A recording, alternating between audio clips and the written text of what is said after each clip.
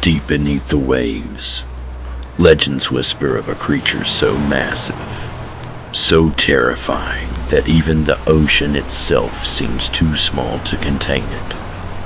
They don't tell stories about it. They leave warnings. They call it El Gran Maha, the Great Monster.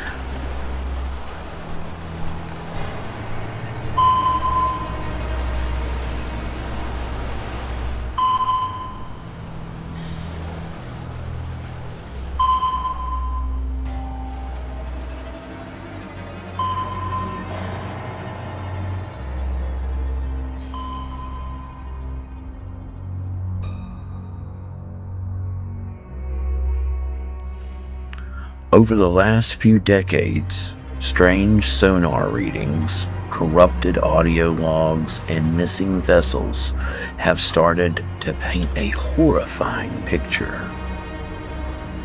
Something colossal is moving through parts of the ocean humans were never meant to reach. And whatever it is, it's watching us.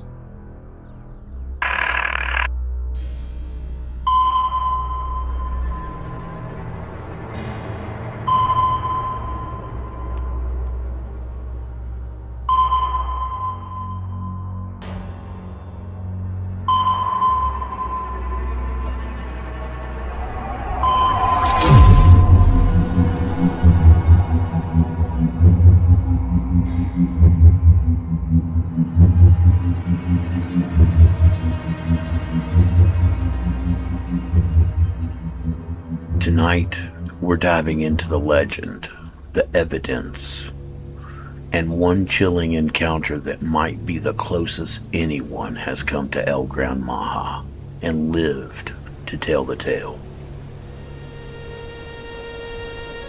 The earliest whispers of El Gran Maha come from 19th century sailors off the western coast of the Americas.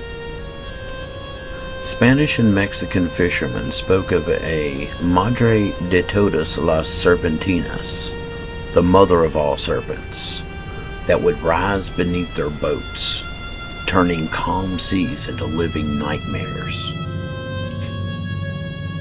In an 1847 logbook from captain named Miguel Santos, one entry simply reads, "The sea rose under us like a breathing beast. Something vast moved below.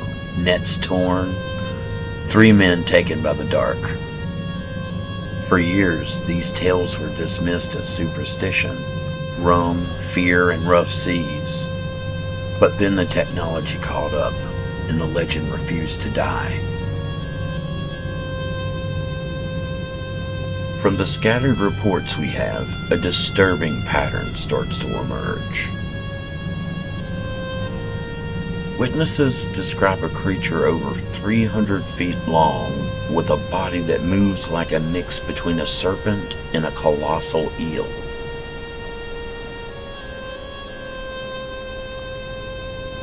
Its skin is said to be almost black blue, not just dark, but absorbing light, like staring into a hole in reality.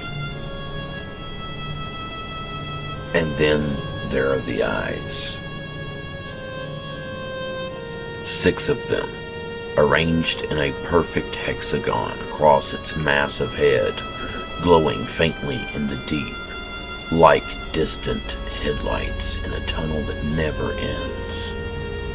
Survivors claim that when those eyes lock onto you, you don't just feel observed, you feel measured.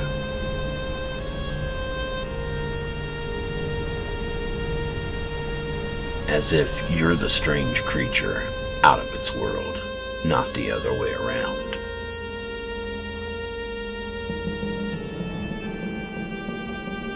In 1997, an ultra-low frequency sound was recorded in the Pacific. It was so loud it could be heard over 3,000 miles away. It was nicknamed the Bloop.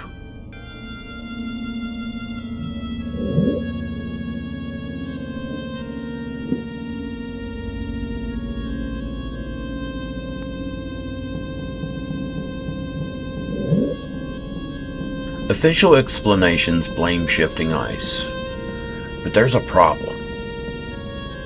To create that sound biologically, the creature responsible would have to be far larger than any animal we've ever documented in the ocean. Larger even than a blue whale. And then there's the interference. Research subs reporting their instruments dying only when the massive contact appears. Cameras cutting to static. Audio files corrupting right after low, almost growling rumbles in the sea.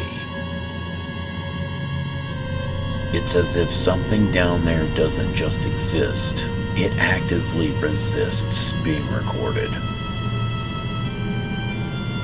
In 2021, an anomalous deep-sea technician, we'll call him Daniel, claimed he was part of a remotely operated vehicle mission in the Pacific, near a trench west of Mexico. Officially, they were surveying thermal vents. Unofficially, they were tracking an unexplained sonar return. At first, it was just empty black water and drifting particles. Then, 40 minutes into the dive, something massive passed in front of the submersible's lights. Daniel said it was like shining a flashlight on the side of a skyscraper from an alleyway. He could see texture, movement, but no edges. No beginning, no end. The instruments started failing. Depth readouts went wild. Then the audio picked up something, a deep layered sound. Not quite a growl, not quite a whale song, more like a chorus of metal bending underwater. Studied. And then the eyes appeared. 6 pale lights in a perfect hexagon, hanging in the darkness just outside the reach of the sub's lamps. Daniel said the pressure in the room changed. No one spoke. No one even breathed. The feed cut out, completely dead for 17 seconds. When it came back, the creature was gone. But the ROV's metal frame had 3 long parallel gouges running across it. No known animal has teeth, claws, or barbs spaced like that. Nothing we've cataloged, anyway. So what is El Gran Maha?